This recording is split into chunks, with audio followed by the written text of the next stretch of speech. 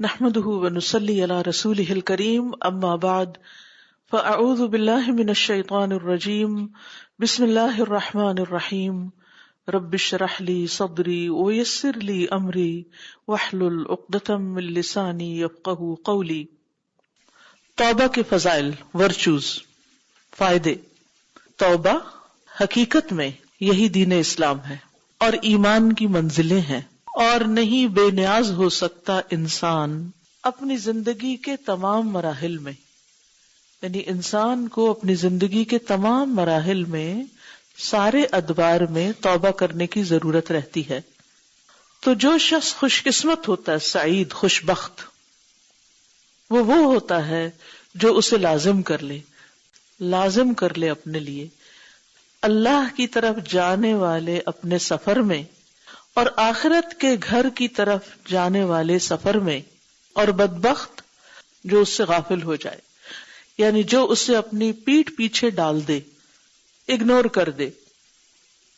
تو خلاصہ کیا ہے کہ توبہ ہی دین ہے اور ایمان کی منزلیں ہیں۔ انسان اس سے کبھی بھی بے نیاز نہیں ہو سکتا۔ عقل مند وہ ہے، خوش قسمت وہ ہے جو ہمیشہ اس کو اپنے لیے لازم رکھے۔ یاد ہے شروع میں نے سفر کی بات کی تھی کہ ہم سب سفر کی حالت میں ہیں، ہم سب اللہ کی طرف جا رہے ہیں، اپنے آخری گھر کی طرف جا رہے ہیں۔ تو سفر کے کچھ مرحلے ہوتے ہیں، پہلا مرحلہ، درمیانی مرحلہ، پھر آخری مرحلہ۔ ہم میں سے ہر ایک کسی نہ کسی لیول پر ہے۔ تو کوئی جوان ہے تو اسے بھی توبہ چاہیے، کوئی بوڑھا ہے تو اس کو بھی چاہیے، کوئی بیمار ہے اور بالکل اپنی زندگی کے آخری مرحلے پر ہے تو اس کو بھی چاہیے، ہر ایک کو چاہیے کہ توبہ کرے۔ تو بدبخت وہ ہے جو اس کو اگنور کر دے اور اسے نہ کرے۔ وَلِلتَّوْبَةِ فَضَائِلُ كَثِيرَةٌ مِنْهَا، توبہ کے بہت سے فضائل بھی ہیں، فائدے بھی ہیں۔ ان میں سے نمبر 1، توبہ ایک سبب ہے اللہ سبحانہ تعالیٰ کی محبت حاصل کرنے کا۔ یعنی جو شخص یہ چاہتا ہے کہ اللہ اس سے محبت کرے، اسے چاہیے کہ وہ توبہ کرے۔ اللہ تعالیٰ کا فرمان ہے، ان اللہ یحب التوابین، بے شک اللہ محبت رکھتا ہے بہت زیادہ توبہ کرنے والوں سے، جو کثرت سے توبہ کرتے ہیں۔ تواب فعال کے وزن پر مبالغہ کا صیغہ، یعنی توبہ کرتے ہی رہتے ہیں۔ وَيُحِبُّ الْمُتَطَهِّرِينَ، اور محبت رکھتا ہے خوب پاک صاف ہونے والوں سے، یعنی خوب پاکیزگی اور صفائی کا بھی اہتمام کرتے ہیں۔ تطہر سے مراد اپنی ظاہری نجاستوں کو دور کرنا، وضو کے ذریعے، نہانے کے ذریعے اپنے لباس کو صاف رکھنا، اپنے ماحول کو پاک صاف رکھنا، اپنی جگہ کو پاک صاف رکھنا۔ اور توبہ جو ہے وہ ہمارے دل کو اور ہمارے باطن کو اور ہمارے ان گناہوں کے بوجھ کو ہم سے ہٹاتی جو ہمیں نظر نہیں آتا فزیکلی۔ تو ایسے لوگوں سے اللہ تعالیٰ محبت کرتا ہے جو ظاہر اور باطن دونوں میں صاف رہتے ہیں، پاک رہتے ہیں، اور اس کا اہتمام کرتے رہتے ہیں۔ کیونکہ عموماً یہ ہوتا ہے کہ جب عبادت میں کچھ بریک آ جائے تو پھر انسان غافل ہونے لگتا ہے۔ آپ نے دیکھا ہوگا جب نمازیں ایک دفعہ چھٹتی ہیں تو دوبارہ نماز کی پابندی، اور خصوصاً اگر تہجد وغیرہ پڑھ رہے ہیں یا اور کچھ ایسا کام کر رہے ہیں تو اس کی پابندی بڑی مشکل ہوتی۔ لیکن جب یہ آیت سامنے رہے کہ واپس اپنی روٹین پہ آ جاؤ، واپس اپنے ان کاموں کو کرنا شروع کر دو، اور جو رک گئے تھے ان پر اللہ سے دعا کرو تاکہ وہ کمی پوری ہو جائے، تو ایسے لوگ اللہ کے محبوب ہوتے ہیں۔ نمبر 2، انہا سبب للفلاح، توبہ سبب ہے، ذریعہ ہے، وسیلہ ہے، کس کا؟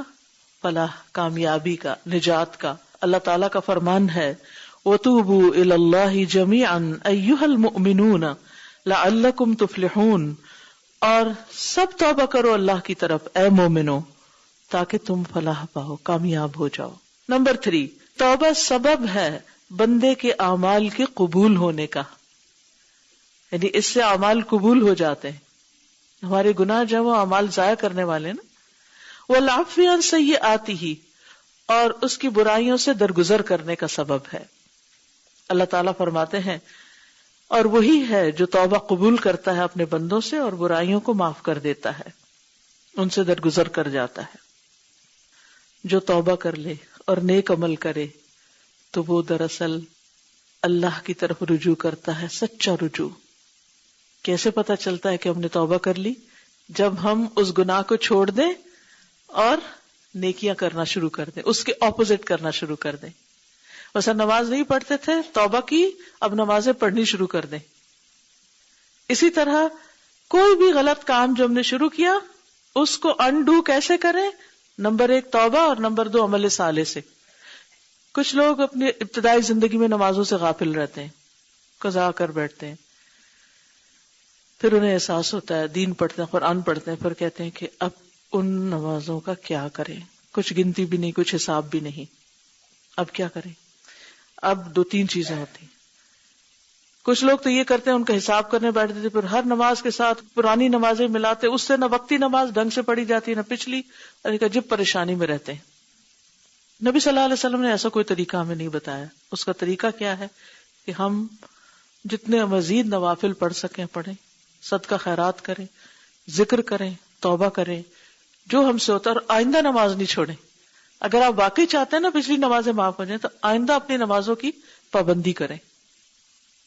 ای تقبل توبتہ، یعنی ایسے شخص کی توبہ قبول کی جاتی. کس کی؟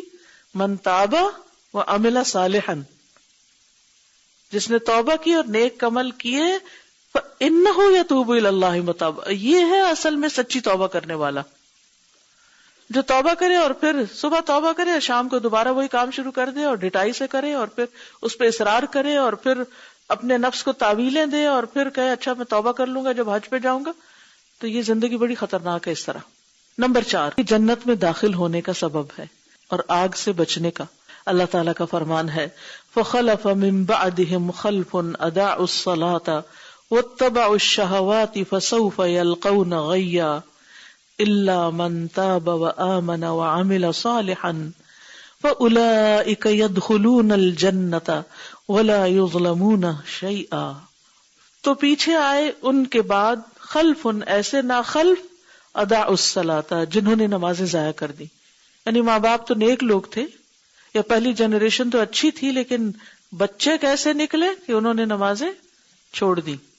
واتبعوا الشہوات، اور اپنی خواہشات کے پیچھے پڑ گئے، ہر وقت کھیل کود، انٹرٹینمنٹ، اور جن چیزوں میں ان کا دل لگتا ہے، بس اپنی من مانی پسندیدہ مرضی کی خواہشات کی زندگی بسر کرنا چاہتے، کسی چیز میں اپنے آپ کو باؤنڈ نہیں کرنا چاہتے، کوئی رسپانسبلٹی نہیں لینا چاہتے، کوئی کام ٹک کے نہیں کرنا چاہتے. ایزی وے، ایزی گوئنگ، یہ گھر میں ہی بیٹھ کے سب کام ہو جائیں.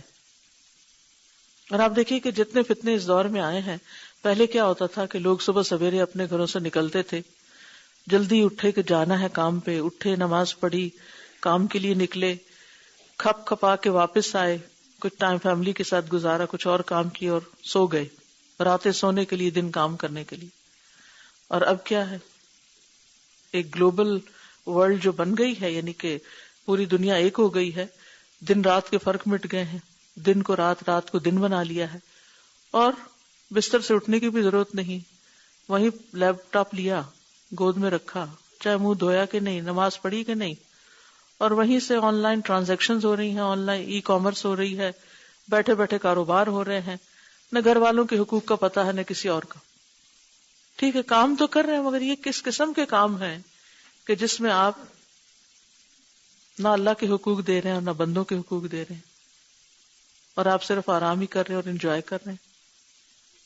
تو آپ دیکھیے کہ یہ 2 چیزیں ساتھ ساتھ ہیں، اضاعوا الصلاۃ واتبعوا الشہوات. نمازیں چھوڑی، خواہشات کے پیچھے لگ گئے، انجوائے کر رہے ہیں.